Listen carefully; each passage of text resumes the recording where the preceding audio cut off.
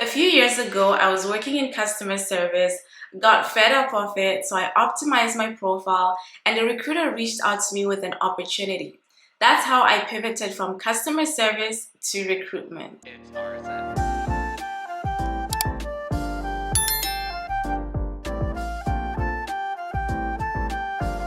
Welcome back to my channel, and if this is your first time here, thank you for clicking this video. My name is Nicole Nyasha. I'm a certified professional recruiter based in Canada, and I share career-related content. In a previous video, I shared 4 ways that you can get hired through LinkedIn, and this is no scam.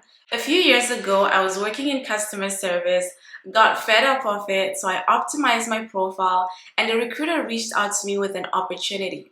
That's how I pivoted from customer service to recruitment. Fast forward to me coming to Canada, I got my first job through LinkedIn, my second job through LinkedIn, and I got my current job through LinkedIn as well. All from recruiters and hiring managers reaching out to me directly for opportunities. Every other day, I receive messages with opportunities because my profile has been optimized to work for me even while I sleep.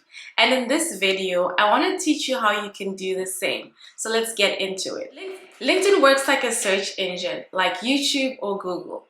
If a recruiter is hiring for an accountant, for example, and they want to do a search, they're going to go on LinkedIn Recruiter, which is a different kind of view from the regular type of account. And they'll fit the system with search criteria, job title variations, keywords, location, years of experience, languages, qualifications. It can be as simple or as complicated as they'd like to make it. And optimizing your profile is what's going to ensure that you rank high in the search and ultimately get seen. In the settings, it's to your advantage to make sure that your profile is open to opportunities. This is what's going to let recruiters know that you're searching and it's okay to reach out to you. You should also edit your URL. By default, LinkedIn will give you a really long one, which is difficult to remember, but you can customize it to your name. That way, you can add it to your resume, and if you'd like to make it more shareable, it's easier. It's also important, whether you're looking for a fully remote or a hybrid role, to update your location. Though some companies may be fully remote, they might still want to know what your country, province, or city of residence is so that they know if it's within their operational jurisdiction, depending on the type of company. And if you're required to be on site at some point, the recruiter certainly wants to know that your location is within close proximity to their office, so you need to update your location.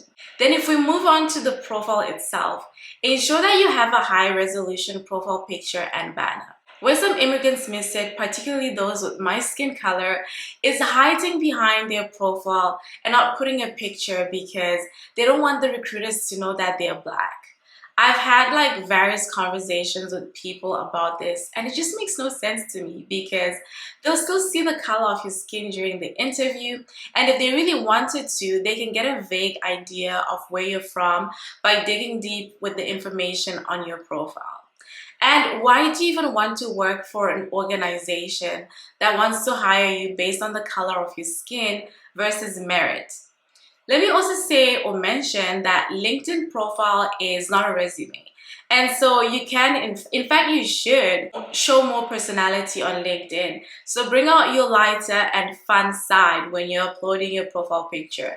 It doesn't have to be a super serious headshot or something super formal. You can make it fun. Psychologically, our brains are just wired to be curious.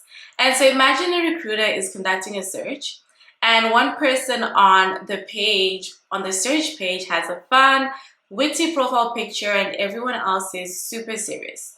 Who do you think they're going to be most intrigued to click on?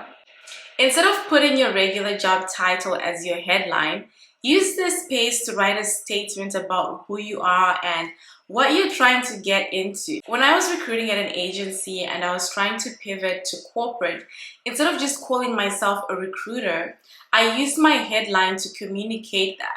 Another way you can go about this section, if you don't want to use a statement, is to think of 3 different titles that are related to your title or related to the title you're targeting. If you're a recruiter, for example, instead of just saying recruiter, you could put recruiter, divider, talent acquisition, divider, recruitment consultant. That way, if a recruiter puts in one of these titles in their search and not the other, you'd still have a chance to appear in this search and you're just covered because you've used 3 titles. If you'd like a LinkedIn review and specific suggestions of your profile, please use the link in the description box to schedule a session with me.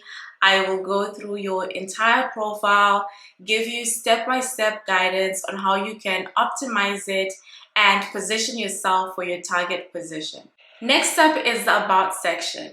I view this as an opportunity to showcase more of your personality and give the recruiter, or anyone for that matter that's viewing your profile, some more insights into who you really are as a person and not just professionally. So focus on both who you are as a person and what you are professionally. You have a lot of characters here, so have fun with it. You can provide more context on things that are on your resumes as well.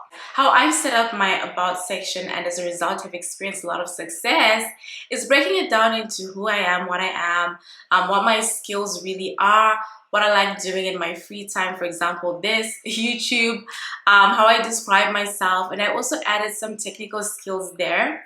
And then I invite you to connect and reach out to me. Now let's get to the meat of the profile, your experience section. Over here, you want to give an overview of what you do, who you serve, and some successes. Also attach any media links or documents that are relevant, of course. If you have a portfolio or you've built something internally or for customers, this is the place where you want to upload it, as long as it's not confidential. I mentioned earlier that recruiters will feed the system with various criteria, including keywords. So you definitely want to make sure that when you're writing up your experience section, it is keyword rich, because this is what's going to help you rank higher in recruiter searches. Just make sure that these keywords are related to your target role. You also have to update your skills and endorsement section. Again, making sure your profile is keyword rich is what's going to help you appear in searches.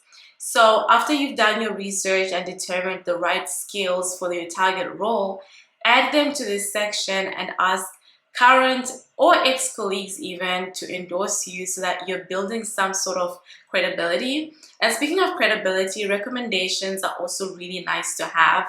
They just add that extra validation and solidify, they solidify you as the expert you are. Doing these things and doing them right should certainly have recruiters reaching out to you in no time. If you'd like to chat more about your LinkedIn profile, reach out to me using the link in the description box. Also download the interview guide. I've also linked it in the description box, and check out this video that explains 4 ways you can use LinkedIn to get hired. Thank you for watching, and God bless you.